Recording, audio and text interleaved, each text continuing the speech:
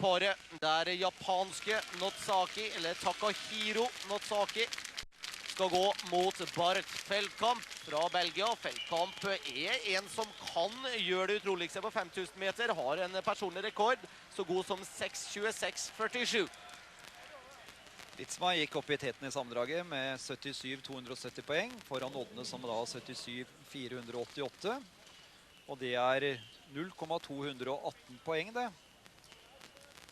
Og det er 6 tiendeler, 6,5 tiendel på 1500 meter i morgen. Det bør være overkommelig.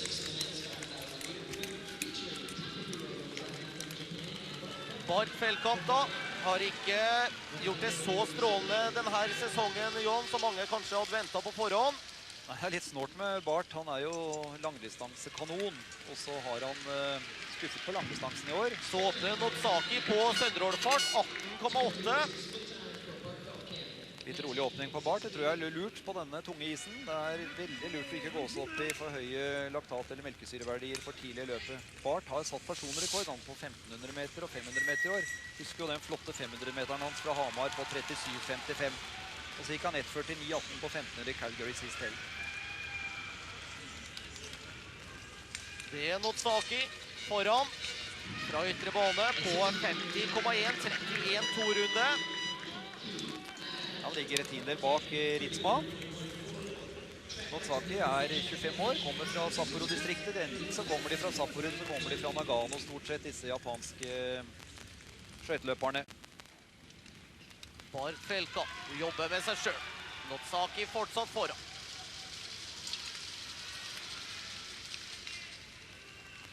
Passerer nå.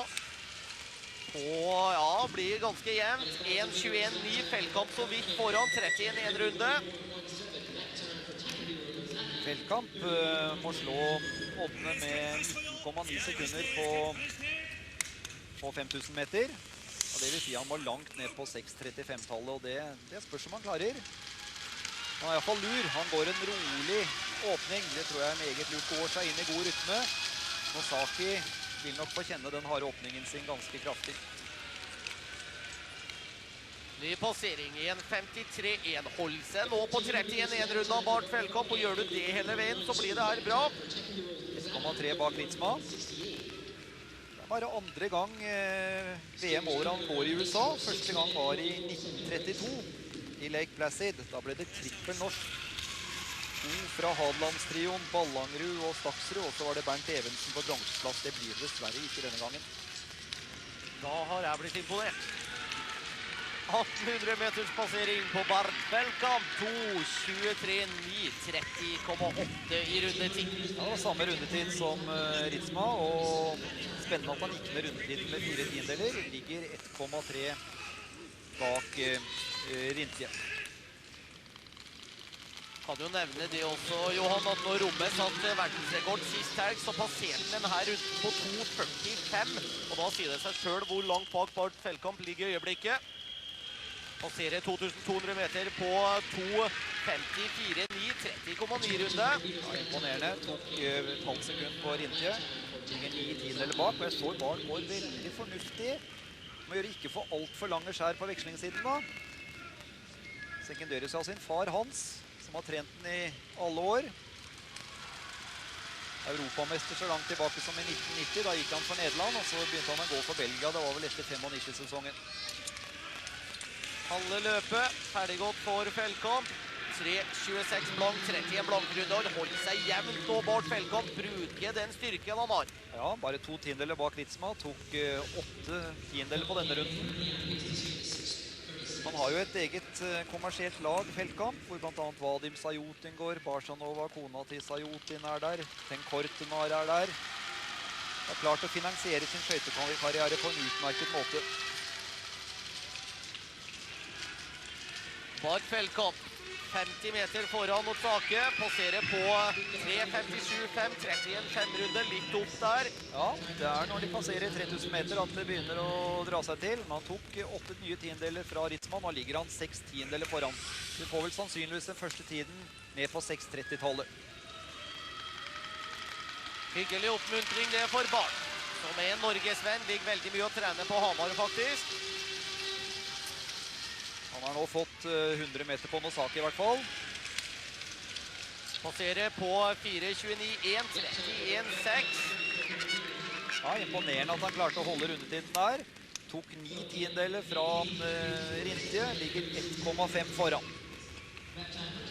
Nosaki, han har stått stille. Han hadde sin toppsesong i 95 for 5 år siden. Da ble han faktisk nummer 4 i allround-VM etter å ha blitt nummer 3 både på 5000 og 10 000. Så det er ikke noe dårlig løper. På en eller annen måte så har de fleste japanske herreløperne stagnert. I solens land. 5,9. 31,7 i rundetid på Feldkamp, som holdt seg jevnt her fortsatt også. Ja, han tok et helt sekund fra Ritsma, ligger 2,4 foran. 5.009, da ligger han 1,6 foran skjema til 6.37, som er jevne 31-5 runder. Nå taper han jo litt på det på slutten.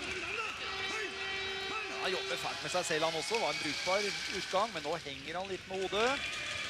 Det er ikke så langt igjen nå. 2 runder til mål for Bart Feldkamp nå. 5.32,8. 31,8 runder. Han holder seg under 32 blank. Tok nye 8 tiendeler. Ja, der mobiliserte han mye for å få den der 31,8-runden. Klarer han å komme seg under 32 på den nå da? Det er ikke umulig det. Jeg synes han holdt bra frekvens på vekslingssiden. Litt trang i skjæret ved inngang til svingen. Går med pusteplaster over nesa. Feldkamp. Fikk sølv på denne distansen igjen på Hamar. Passerer nå for siste gang på 6.04,6. 31,8. Han holder seg under 32. Ja, det er imponerende. Nå ligger han hele 3,8 foran Ritsma, så det blir en tid godt under 6.40. Nå gjør det vondt på langsida der. Og se på Nosaki er helt oppe i nesten 34 runde. Her skal du ikke åpne for hardt, det er helt klart. Bra siste runde på Feldkamp også. Blir den første under 6.40 her under VM i Milwaukee i dag. Der går han i mål på 6.36,78. 6.36,78. Siste runde på 32,1, så skal vi også ta Nosaki i mål. Der på 6.51,64. Ja vel, det betyr at Bart Feldkamp leder etter 6 par. Vi kommer tilbake her med disse. De blokjes worden geraapt.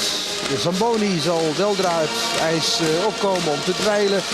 En terwijl er wordt gedwijld, weet Feldkamp straks in de kleedkamer dat hij de beste was tot dusverre in het eerste deel van de 50 kilometer. 6.36,78. Ritsma vooralsnog tweede, net boven de 6.40. Feigenwinter staat nog derde met 6.43. Ten korte naar bij de beste 8 van dit moment. Maar er komen er dus nog 12 na de dweilpauze. Nog 6 ritten met als laatste rit